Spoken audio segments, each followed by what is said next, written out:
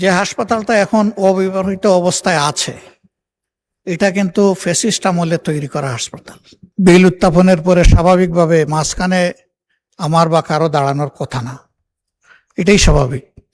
কিন্তু একটু ব্যতিক্রম হতে পারে যে আমরা বুঝতে ভুল করেছি, হতে পারে উনিও বুঝতে ভুল করেছেন, হতেই পারে। মানুষ হিসাবে ভুল বুঝাবুঝি হওয়া অস্বাভাবিক না। যে হাসপাতালটা এখন অব্যবহৃত অবস্থায় আছে এটা কিন্তু ফ্যাসিস্ট আমলে তৈরি করা হাসপাতাল। তারা এটা চালু করে নাই। তারা কি তখন এইরকম কোনো কাঠামো, আইনি কাঠামো তৈরি করেছিল যে এটাকে প্রফিট অর নন প্রফিট, দুইটা কথা এখানে ইউজ করা হয়েছে। জয়েন্ট স্টক কোম্পানিতে যে রেজিস্ট্রেশনগুলো হয় দুই ভাগে হয়, একটা চ্যারিটি, এখান থেকে কোনো প্রফিটের প্রশ্নই ওঠে না। চ্যারিটি প্রফিট হলেও এটা ইনভেস্ট হবে ওখানে। আর প্রফিট যেটা সেটা লিমিটেড কোম্পানি, প্রাইভেট হতে পারে, পাবলিক হতে পারে। লিমিটেড কোম্পানির প্রশ্ন যেখানেই আছে সেখানে লাভ লসের প্রশ্ন আছে। এই জায়গায় আমরা খুবই আনন্দিত হব যে হাসপাতালটা তৈরি হয়েছে, এটাও যদি সাধারণ মানুষের জন্য ফুললি ডেজিগনেটেড হয়।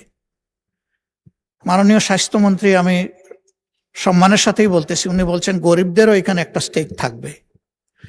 আমি বলি কোঠা না।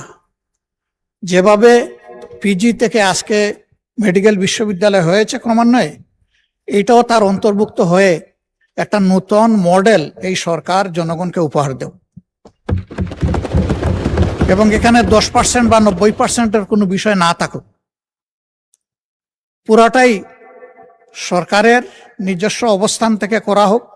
সরকার আজকে একটা দল পরিচালনা করছে, কালকে হয়তো আরেকটা দল আসবে, কিন্তু ভালো কিছু সৃষ্টি করলে মানুষ চিরদিন মনে রাখবে। আর এইটার সুবাদে যখন স্পেশালাইজড হসপিটাল হবে, স্বাভাবিক এটার কস্ট স্বাভাবিকভাবে হবে না,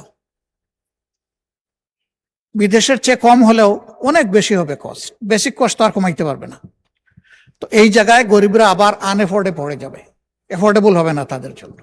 আমি বিষয়টা আবারও বিনয়ের সাথে অনুরোধ করছি, আরো বেশি যাচাই বাছাই করে এই সংসদই পাশ করে দেব, অসুবিধা নাই, কিন্তু আরো সুন্দরভাবে আসুক, জনস্বার্থ সংরক্ষণ করে আসুক।